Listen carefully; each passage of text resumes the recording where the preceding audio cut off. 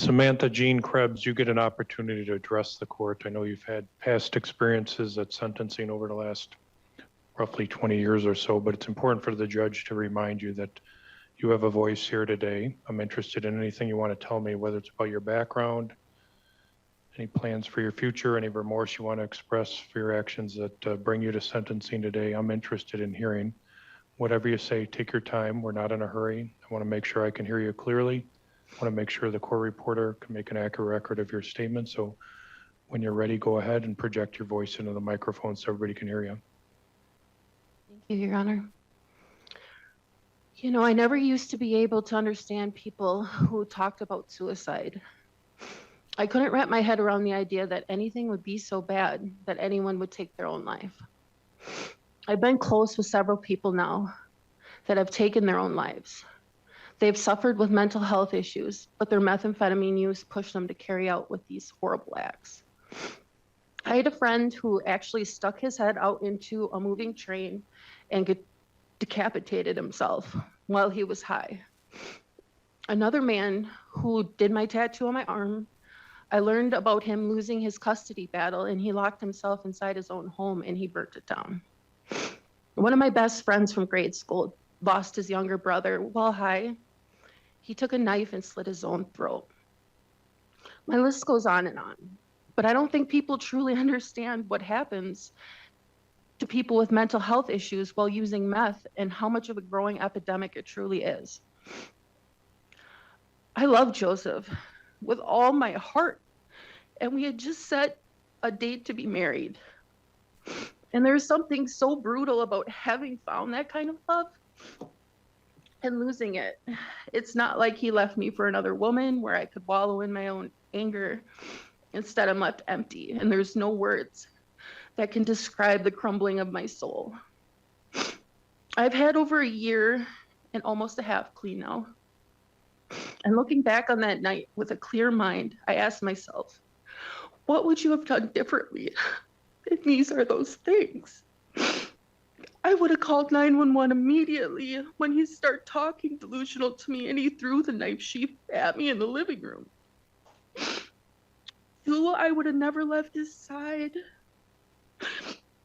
3, I wouldn't have followed any of John's lies.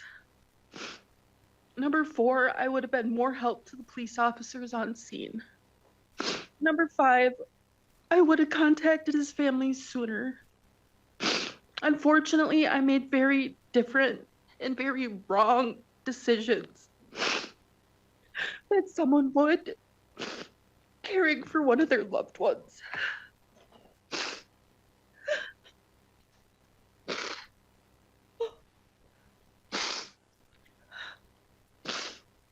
I was under the influence of very mood-altering substances.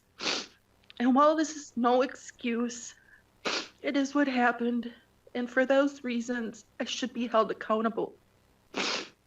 What I never will understand is the fact that anyone would believe, even for a second, that I would hurt Joey, causing the injury that would lead to his death.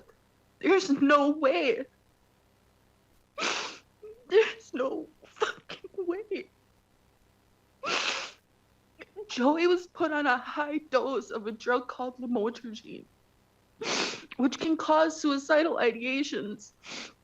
And for him to drop off that, use a bunch of other substances, then meth, I know I'm not responsible for his death, and I stand by my oath that I took in this courtroom. While I am responsible for the wrong decision-making while high and in shock, I don't feel that I deserve life in prison for that. Thank you.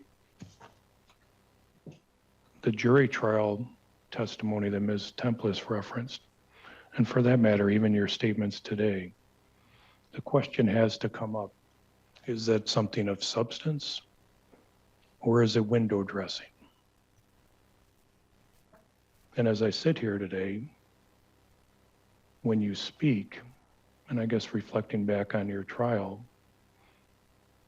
testimony, I repeatedly have in my mind, am I hearing something of substance or is it just a dress? When she brings up suicide, you bring up suicide in your statements to here today. Is that something of substance, or is that your dress today? Your presentation? This case was about what happened to Joey on July 18th of 2024, but a lot of it equally was what happened after the fact. And I know your lawyer has had this situation, and Mr. O'Bear has had it over the years too, and the prosecutors have had it. I can't think of a case over the last 36 years of being involved in the court system where the behavior after the fact was so important and compelling to look at. The post-offense behavior, and we talked about the jury instruction 172. The after the fact behavior. Sometimes people flee, sometimes people hide evidence, sometimes they're deceptive. And we basically had, if I'm remembering correctly, the evening of July 18th, all the way to the point of apprehension at Veterans Village, where there was just an ongoing over and over analysis of whether there's substance or there's a dress. My words. And when I reference the dress, I'm referring to whether it's window dressing or deception. And what just overwhelmingly must have come over to the attention to the jury was, what does Samantha Krebs do on first instinct?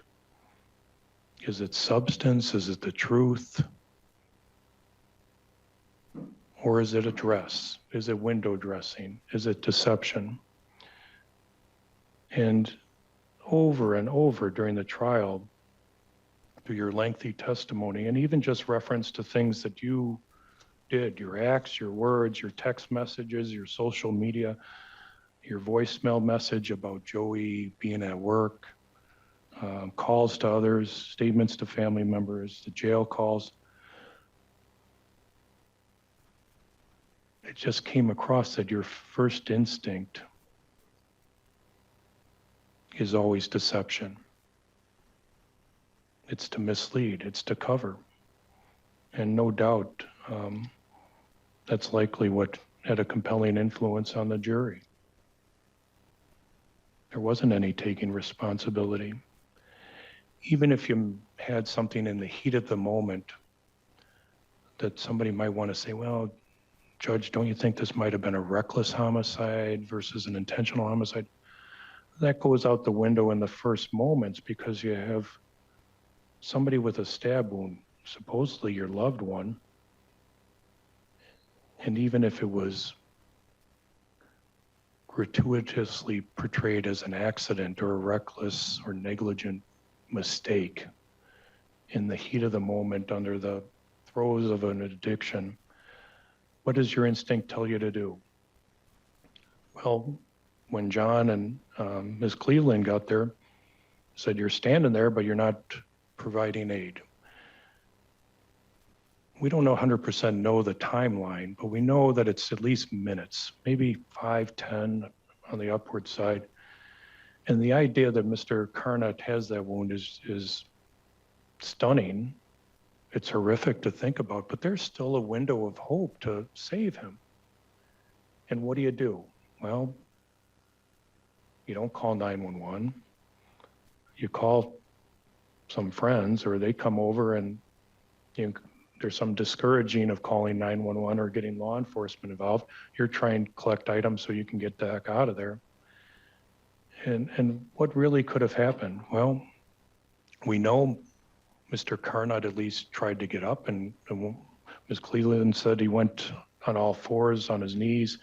He said, beyond his gasping and heavy breathing, he's saying, I need to stop the bleeding.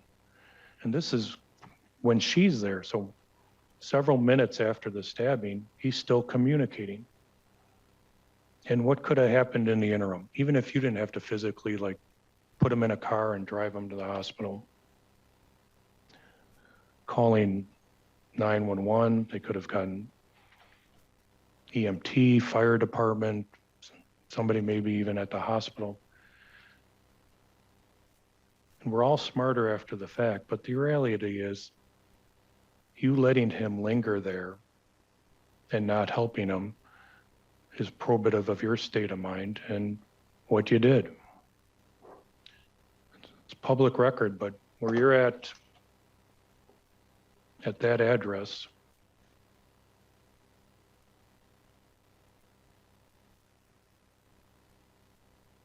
just by Northland Avenue there, the apartment complex.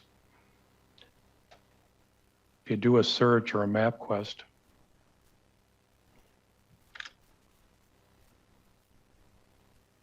Appleton Medical Center is 1.4 miles away, 4 minutes by vehicle for somebody to come from the hospital.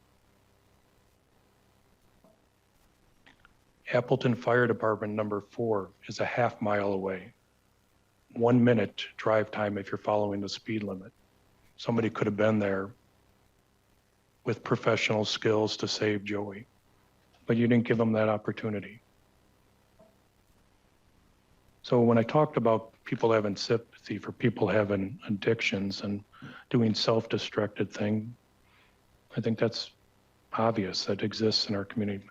But when their behaviors over time put people at risk, put them in danger of serious physical harm or even death, that sympathy dissipates, or in many cases goes out the window.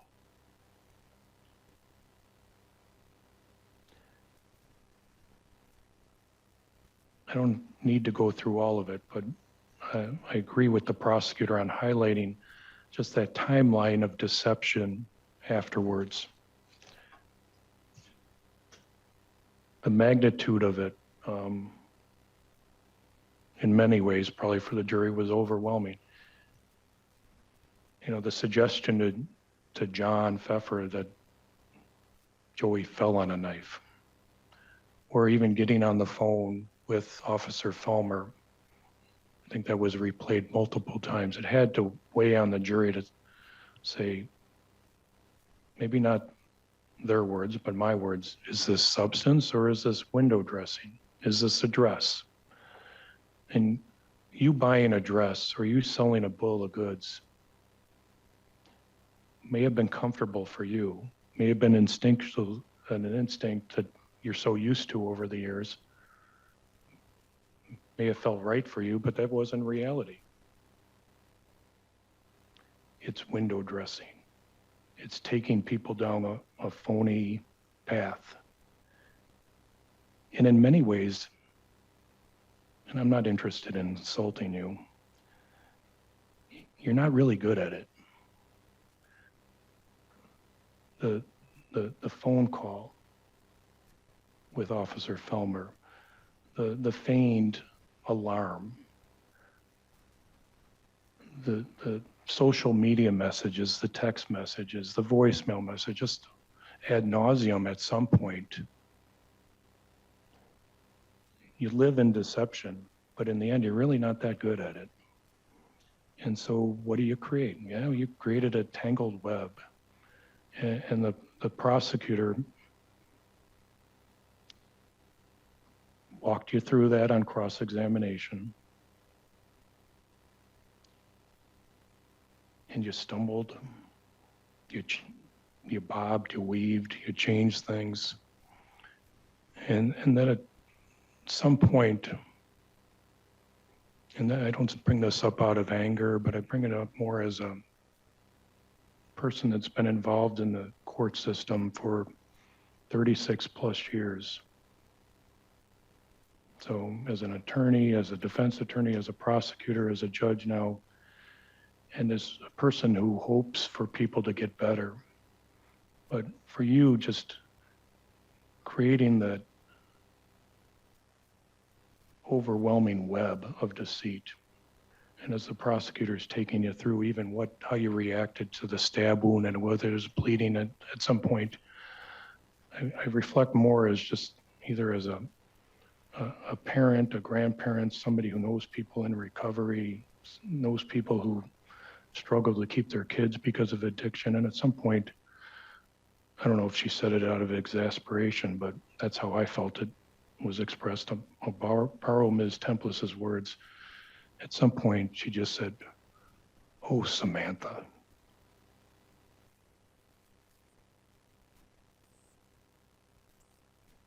And so I say that again today. Oh, Samantha. You had so many opportunities to change, to do something different. And you're the type of person that, judges that do treatment courts, like you had over in Wood County, and I do one here, root for. Sometimes when we're screening people for treatment courts, they say, this person isn't bad enough. We want the high-risk people. So the system hadn't given up on you in 2024. There's probably people on the outside that would have said, "Are you kidding? Why are you giving this person another chance?" But that's what we're designed to do, is trying to take people that are in their darkest moments and bring them back to some sanity. And you were cavalier about that. You go to prison, you're on probation at different times, you're getting revoked, people still coming, you got some incredible deals with some probably good lawyering over in Wood County. And did you take any of those opportunities to say, holy smokes, I really dodged a bullet, I really need to see the light and do something different?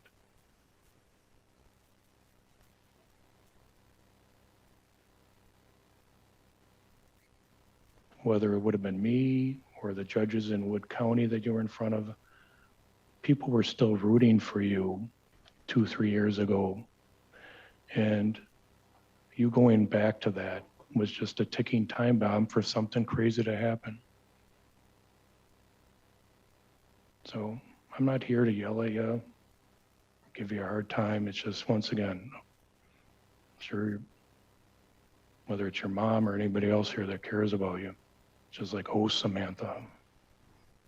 And that's a deflating thing to say, because the system rarely gives up on people, despite the calls from the outside to lock them up and throw away the key. So I need to weigh the interests of the community, and at some point, the empathy and sympathy have an endpoint. It dissipates. When you have a 20-year history, 26 crimes, convictions on my part, and as the DA, maybe 37 with traffic, at some point the system has said, enough is enough. This person needs to be put away for a long period of time, and if there's treatment needs, it needs to be done in the treatment setting or in the confined setting through the Department of Corrections.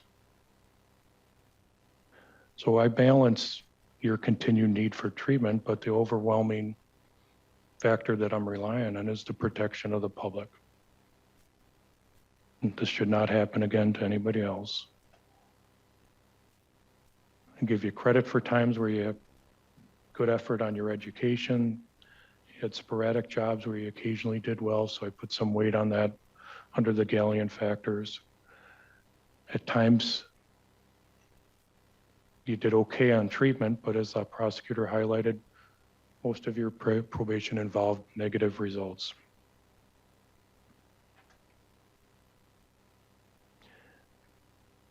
Today, you don't accept any responsibility.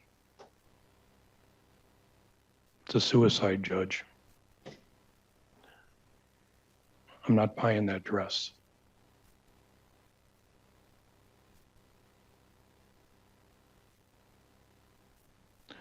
So by law, the court puts you on notice of, with a life sentence,